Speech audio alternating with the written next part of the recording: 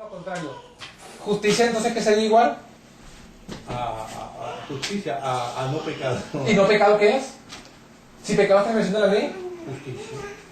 Justicia igual pecado. Pecado igual transgresión de la ley. Sí. Injusticia, pecado, pecado, transgresión de la ley. Justicia No, es igual a no a pecar. no pecar. Y no pecar es igual a obedecer la ley.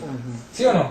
Sí. Entonces justicia igual a obedecer la ley.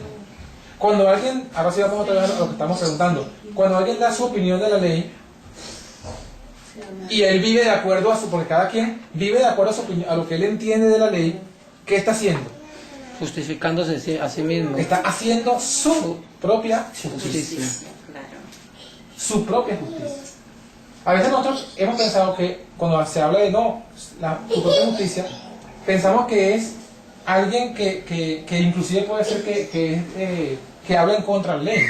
Pero aún nosotros, hablando a favor de la ley, pero nosotros solamente tratando de cumplir lo que nosotros entendemos de la ley, estamos haciendo nuestra propia justicia.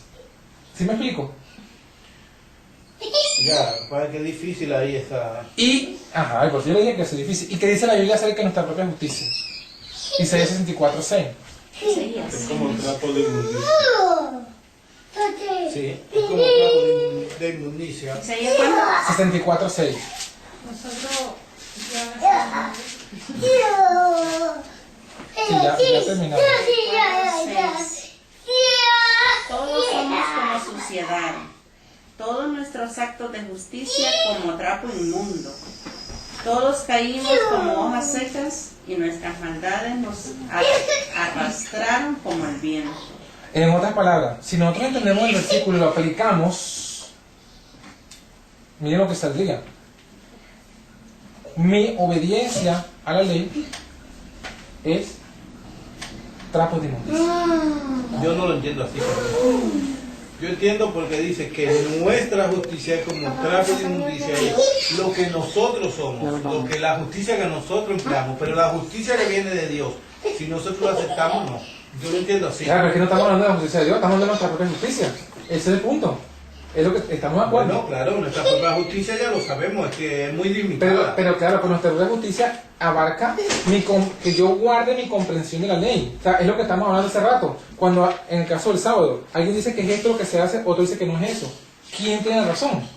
No, ellos mismos tienen sus razones porque Pero interpretan ante mal. Dios, ¿cuál es la verdad? ¿Cuál de esa justicia es la que vale? No, porque la justicia de Dios, el que diga la ley se guarda así, lo que es pedirle a Dios, que Dios le diga cómo quiere que guardar la ley y guardarla conforme a como Dios quiere que se guarde. Yo ahí lo veo así. Claro, pero el punto es, bueno, vuelvo a hacer la pregunta. ¿Y cuál es esa forma como Dios quiere que se guarde? Como ella la dejó escrita, ¿no? Como él la dejó escrita. Claro. Pero es que ese es el punto. Los judíos tenían la ley escrita. No. Y dice la Biblia, y ellos nunca renegaron de la ley. Pero dice Pablo en Romanos, como lo leímos hace rato, que ellos ignoraron la justicia de Dios y procuraron establecer su propia justicia. Hombre, claro, porque ellos querían guardar los mandamientos como ellos querían y como les convenía. Ahí está, y ahí es donde vamos. Eso es lo que estamos hablando. Entonces vuelvo a decir lo mismo, cuando yo guardo la ley según mi propia opinión, ese guardar la ley según mi propia opinión es trapo de inmundicia. Claro. Completamente, completamente. Entonces, entonces ¿quién tiene razón? ¿Quién tiene razón? Es como, para no dar tantas preguntas, entonces ¿cómo debemos guardar la ley? O... Tú mismo respóndelo porque no tenemos la respuesta. O'Neill hoy vino mudo. O'Neill tiene hambre. Hoy vine a escuchar. Sí, yo ya estoy aquí. O'Neill parece a los jesuitas cuando van a una iglesia de... Mira, vamos a cerrar la pregunta y Con el mayor tema, respeto, con ¿no? un texto ¿Verdad? bíblico y ahí terminamos. Filipenses capítulo 3. Filipenses 4:3 para acabar. No, 4:3 no, capítulo 3. Capítulo 3. No te distorsionando los textos, ¿eh? Es como los chavistas que distorsionan la situación. Sí, Chávez dice que Cristo fue un revolucionario.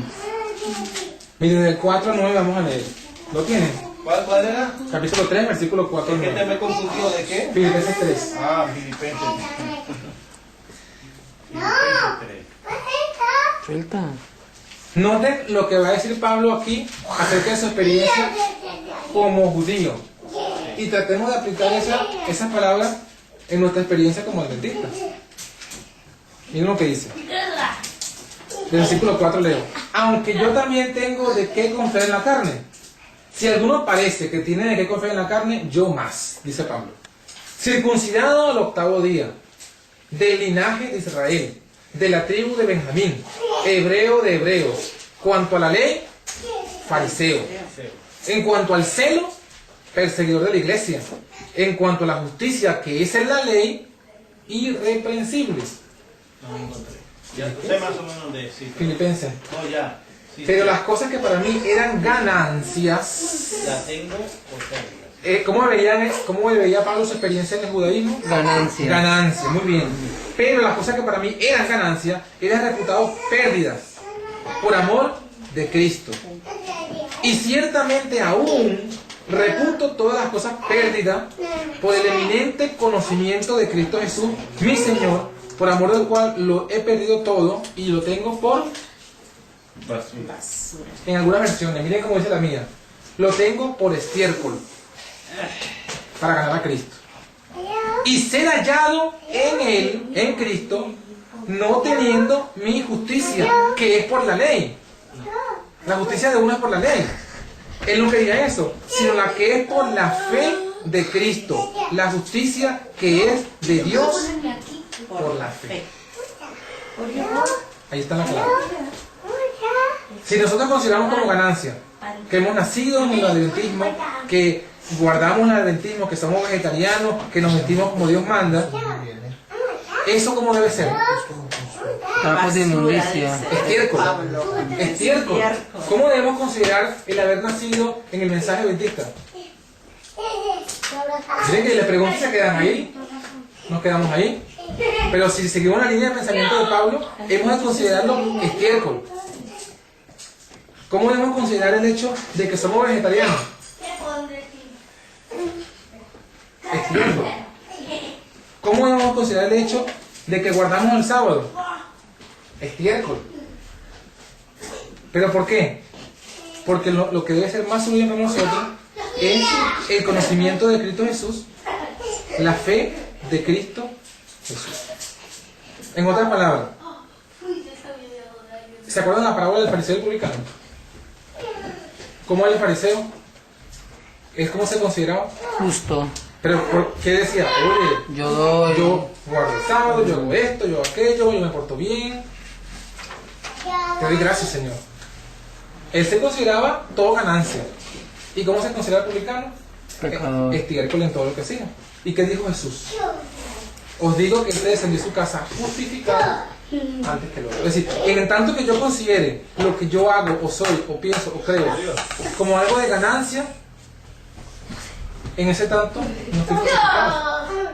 En tanto que yo considere solo la fe en Cristo como valiosa para mí y lo demás es tiempo, no importa cuán bueno parezca, solo así seré justificado en Cristo. Entonces es un asunto que hiere el orgullo, porque ¿qué es lo que nosotros siempre pensamos y escuchamos?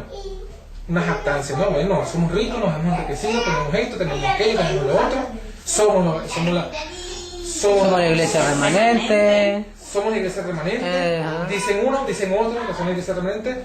No vamos a discutir eso, pero al final todos nos jactamos de lo mismo. Pero en tanto que tengamos eso como jactancia, no tenemos a Cristo. En tanto que tengamos eso como estiércol, seremos como ese es el ejemplo que nos da Pablo. Eso es ser justificado por la fe.